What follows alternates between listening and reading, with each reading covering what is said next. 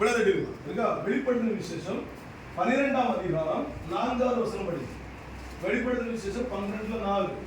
அதன் வாள் வானத்தின் நட்சத்திரங்களில் மூன்றில் ஒரு பங்கை இழுத்து அவைகளை பூமியில் விழ தள்ளிற்று. அப்ப வானத்துல இருக்கிற பரலோகத்துல இருக்கிற தூதர்களில் மூன்றுல ஒரு பங்கு யார் எடுத்துக்கிறா? மனுஷர். அப்ப மூணுல ஒரு பங்குனா எவ்வளவு கணக்கு? மூணுல ஒரு பங்கு. மூணுல ஒரு பங்குனா நம்ம இந்தியாவில் விழுந்தோட கணக்கு என்னது? 30 முக்கோடி தேவர். 30 முக்கோடி என்ன கணக்கு? 30 முக்கோடி என்ன கணக்கு? சும்மா சொல்லுங்க, கணக்கு சொல்லுங்க. 33 கோடியா? 30 கோடியா? 330 கோடியா? எத்தனை கோடி?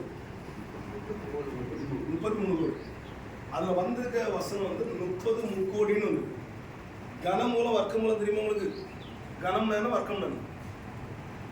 கனம் நேரம் வர்க்கம் கணக்கு சொல்லுங்க. கணக்கு படிச்சிருக்கீங்களா? அது வர்க்கம் சொல்லி இருந்திருக்காங்க ஸ்கூல்ல.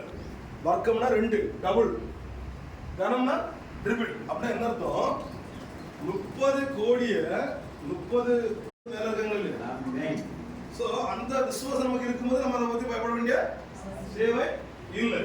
அவன் இப்ப நான் என்ன சொல்றேன்னா, இந்த 10,000 10,000 பேருக்கு வர்றது வந்து கிட்ட லட்சக்கணக்கான மில்லியன் ட்ரில்லியன் கோடி கணக்கான தூதர்கள். அது கணக்கே கிடையாது. அவ்வளவு தூதர்கள் ஒரு இடத்துல வந்து ஆராதிக்கணும்னா ஒரு சின்ன சர்ச்சை கட்ட முடியுமா? சொல்லுங்க. அதுக்கான ஆர்டர் நம்ம நிக்கிறது. அந்த சர்ச்சையை ஒரு பெரிய ஆலயமாக கட்டி தனி பரலோகமாக இயக்கி கொண்டு வருகிறார். எழுது.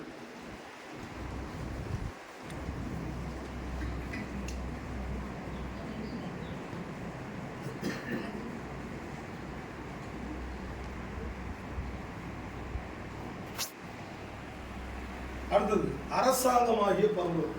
அரசியல் கட்சி பொலிட்டிக்கல் பார்ட்டி நடக்கிறது வந்து தனி பரலோகத்தில் இயக்கப்படுவதாக வேதம் சொல்கிறது. எபிரேயர் எழுதின நிருபம் 12ஆம் அதிகாரம் 22வது வசனம். எபிரேயர் 12:22. அவங்களுக்கு growing peoples வந்து growthness கிடைச்சது இந்தியாவில் தான். மக்கள் தொகை அதிகமா.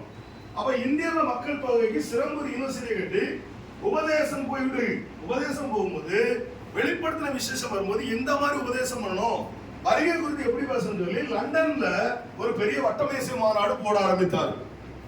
இது 1910 நடந்துச்சு. சரியா? அப்போ இந்த வட்டமேசை மாநாட்டுல இருந்து தேட ஆரம்பிச்சாங்க. என்ன தேட ஆரம்பிச்சாங்க? இயேசு எங்கே வருகிறார் தேடுறாங்க. எங்கே இருந்து வருகிறார் அப்படி தேடும்போது அப்படியே படிச்சுட்டே வந்தாங்களா. படிச்சுட்டு வந்து 2 கொரிந்தியர் 12ஆம் அதிகாரம் 3வது வசனம் 4வது வசனத்தை வந்து படிச்ச உடனே ஒரு துள்ளி குதிச்சார். யுரேகா அப்படின்னு. விஞ்ஞானிகள் கண்டுபிடிச்சு எப்படி கத்துவாங்க? யுரேகா. தேவன் அறிவார். அவ்வளவுதானே? அடுத்து மூணாவது நம்பர் வந்துச்சா? அந்த வசனம் கரெக்ட்டா பேசுறீங்க. அவன் 14 வருஷத்துக்கு முன்னே 3ஆம் வானத்திற்கு எடுக்கப்பட்டான்.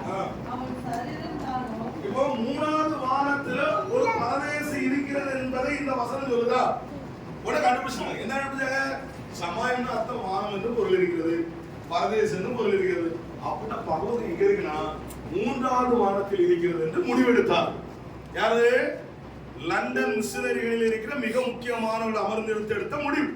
ஒரு 20-30 பேர் கூடி இருந்து முடிவெடுத்து பண்டு பாருங்க. எழுதியிருக்கிற வார்த்தையின்படி யாருக்குள்ள எந்த பிரச்சனை, போராட்டங்களோ, வியாதிகளோ, பலவீனங்களோ, மந்திர கட்டுகளோ, பிசாசின் கிரிகளோ எவைகள் இருந்தாலோ இயேசு கிறிஸ்துவின் நாமத்தினால ஒரு விடுதலை உண்டுபடுத்தும்படியாக ஜெபிக்கிறேன். வந்த பிள்ளைகள் இயேசுவின் நாமத்தினால விடுதலையோடு கடந்து போக என் தேவன் உதவி செய்யும்படியாக ஜெபிக்கிறேன்.